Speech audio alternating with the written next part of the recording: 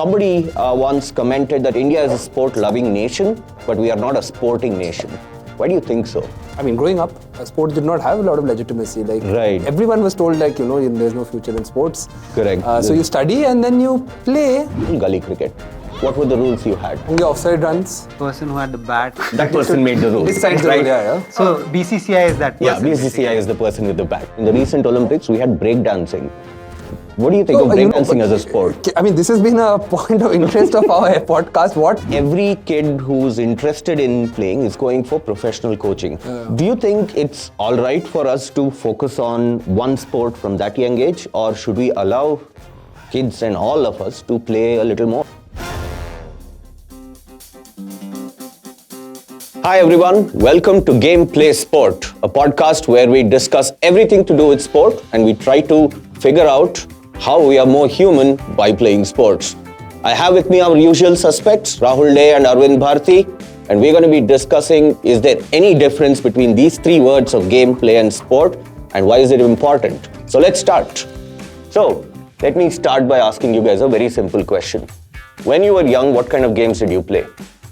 So I used to play made-up games or not made-up, Indian games like Lagori or Maran Pitti, or even sports games adapted to our very small spaces. So cricket with offside, only runs, or football with a pillar in the middle, which is an obstacle in the middle of the game.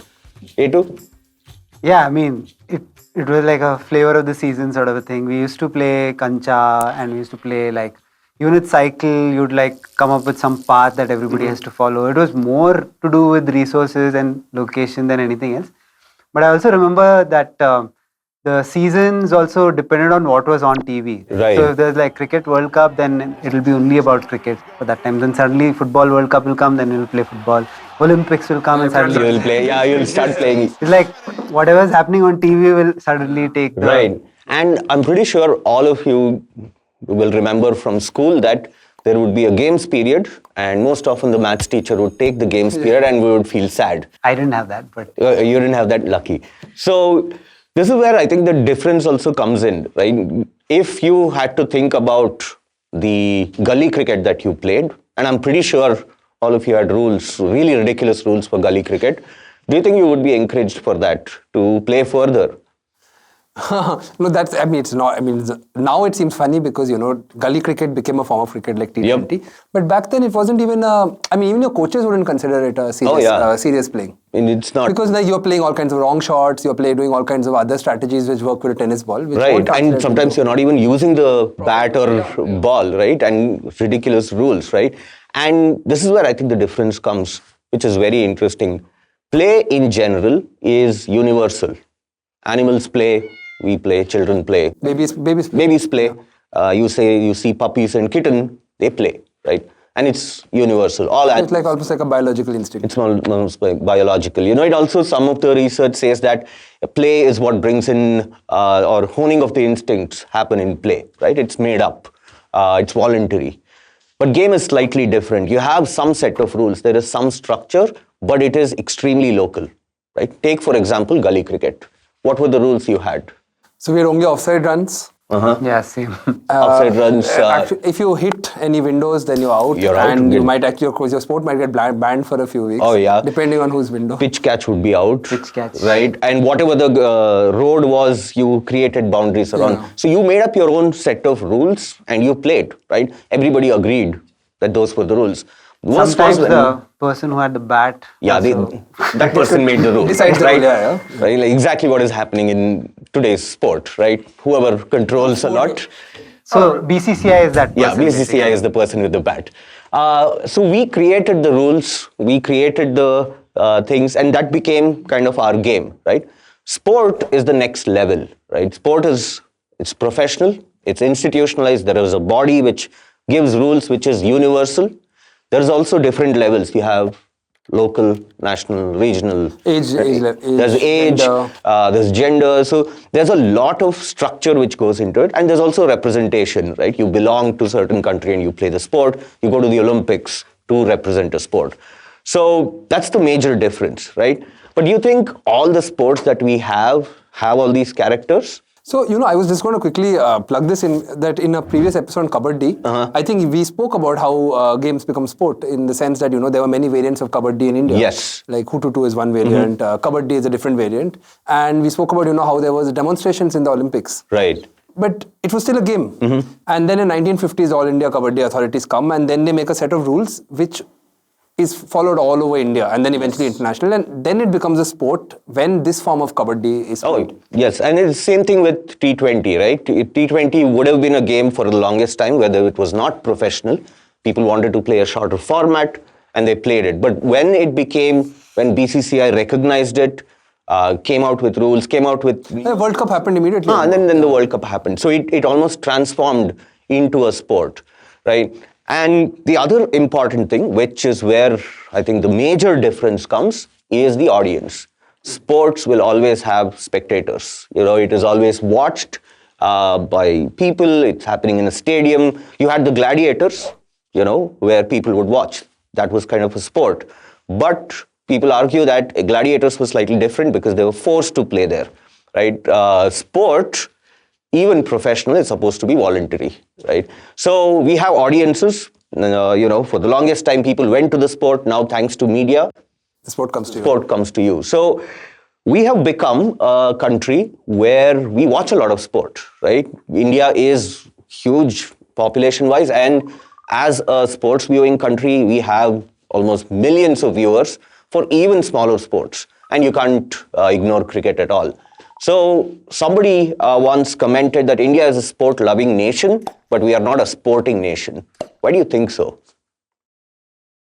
I guess you're saying that we watch and enjoy and appreciate sports, but we don't really play. Yeah, we don't really play. Yeah, right? I think we like commenting a lot on what's happening on TV more than going out and playing ourselves.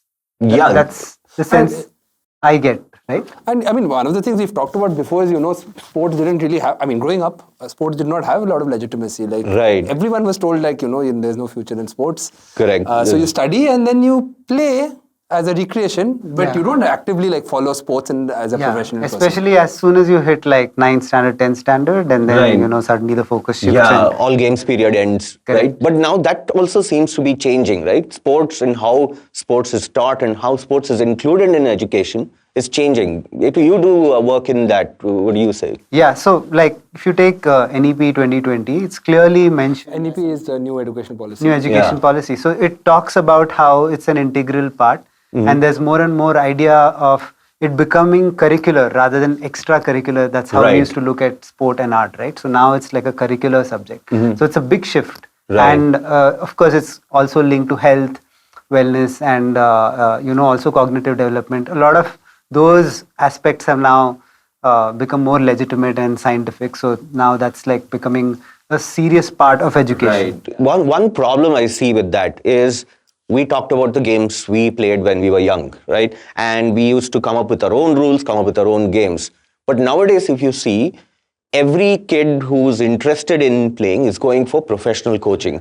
There's missing element of free play. Even the smallest of kid has the biggest of cricket kit in uniform, cycling through and going. Do you think it's all right for us to focus on one sport from that young age, or should we allow kids and all of us to play a little more? So I mean, one of the things observation I saw is that it's encouraging to see sports taking seriously at a school level, especially girls' sports.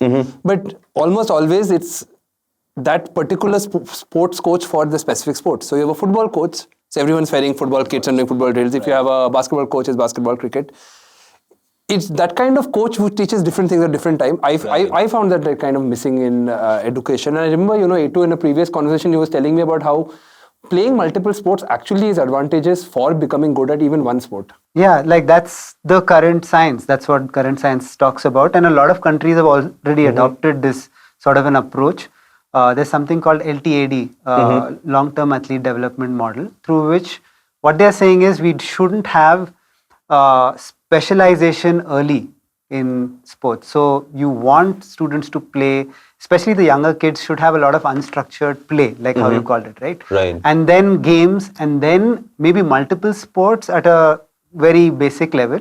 And then the specialization of like somebody who comes in just for coaching a particular sport should happen only in the early teens. So Right. that's what is being talked about nowadays. And even if you look at some of our earlier athletes, like legends, you would see that some of them were good at multiple sports. Like there are so many videos floating of Rafael Nadal, juggling the ball with his feet. There are many examples, I'm sure.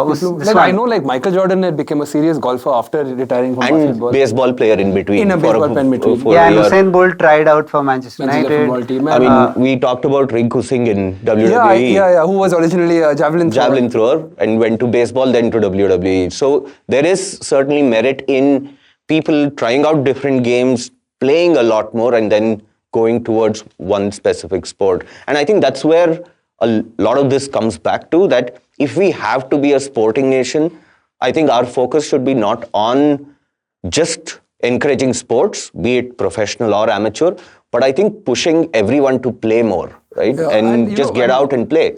One of the things that I should be also mentioned is, there's an aspect of playing which is something which is not either rules or work or organized.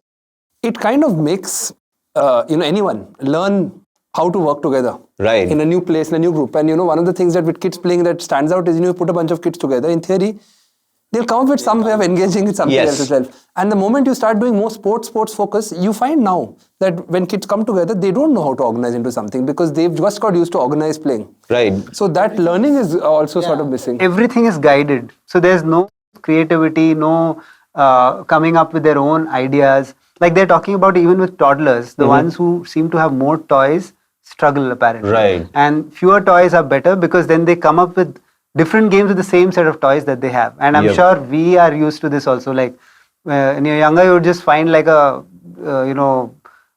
remember I used to play with this badminton racket, broken badminton racket. And I came up with like multiple games just using that. Right? Oh, yeah. So the idea of being more creative, coming up with your own sort of things to do, that is going down with this structured approach. Right. And I think even if it is pushing children into sports early, might be because to get them to achieve or bring about competitive spirit. Games also pretty much bring all those things to the table. Physical activity, communication, coordination, and even bit of a competition. Because all of you remember how, tooth and nail we would fight in the gully cricket matches. Right? Mainly fun, right? Like you want everybody to have a good time playing. And somehow, like this is something that I have gone through when I was a kid. I was put into these structured programs and it felt like the coaching just wrung out all the fun out of it. So I used to quit and go back because I wanted the fun aspect. That was something that something I needed every day. Yeah. And somehow, I mean, I'm sure it's possible. You can have coaching which is fun. But more or less the structure kind of takes this free will out of, like you can't just change some new rule, you can't come up with a new rule because something has happened. So those aspects, I think, fun, I think is like a huge component. Why would everybody play otherwise if it's only about health and wellness? Yeah. I remember a story which is sort of tells you a lot about sports cultures in India, that you said that you were training in Kanthirwa Stadium. Yeah. So this is like my early 20s and it's the first time I entered a stadium. I hadn't been to a stadium till then. And I trained under a coach. And something was really telling. It was very strange for me to see. There are a lot of these kids, 5-year-olds to teens, who used to come and train there. And you'd see like these bunch of parents sitting and watching. And phone wasn't a big thing. So they weren't on their phones either. They were just sitting there. And they weren't, some of them were like not very far off in terms of age. So like you should be here. You know? You've come all the way to Kanthirwa. Might as well use the... Yeah, exactly. So, and I think that's the other element which has been drilled into us, where once you grow, you have to stop playing. Do more serious stuff. Why? We should be playing more because it's not just something for the children. That idea of play is for children, games is for school children, and sports is for serious people. I think that's the thing which has to be rewarded. Lastly, there have been certain things which have come which are questionable whether they are sports or not. In the recent Olympics, we had breakdancing. What do you think of So, you know, breakdancing as a sport? I mean, this has been a point of interest of our podcast. What should be a sport? Yes. We have no right to decide, but breakdancing is one of those sports which for us is in the nebulous category. Right. Yeah. Yeah, So for me, it's a sore point also because I play ultimate frisbee. Oh, and, yeah.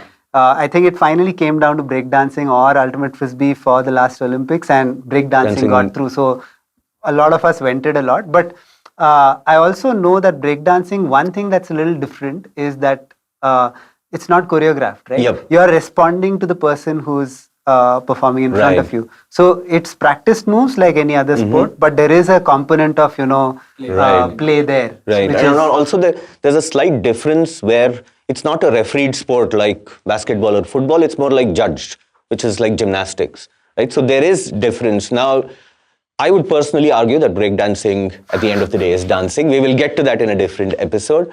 But coming back to this difference, what do you think will happen when we understand this difference between gameplay and sport? How will it change society? So, you know, one of the examples that you say anything makes it to Olympics, automatically people watch it and want to emulate. Right. So, you know, when you talk about this hierarchy of play game sports, Olympic sports has a whole own hallowed place, just because then those people who want to Olympic sports have aspiration of becoming the best in the world. Yeah. And if breakdancing is part of the Olympics, you would think the next generation of kids will want to do breakdancing. Right.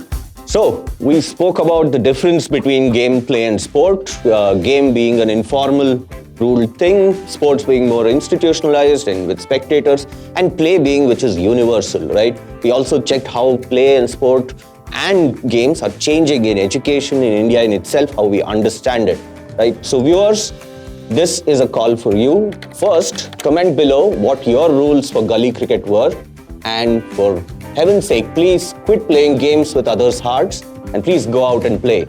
We should not be a country where 1 billion people are watching just 11 people play. We have to play more. See you next time.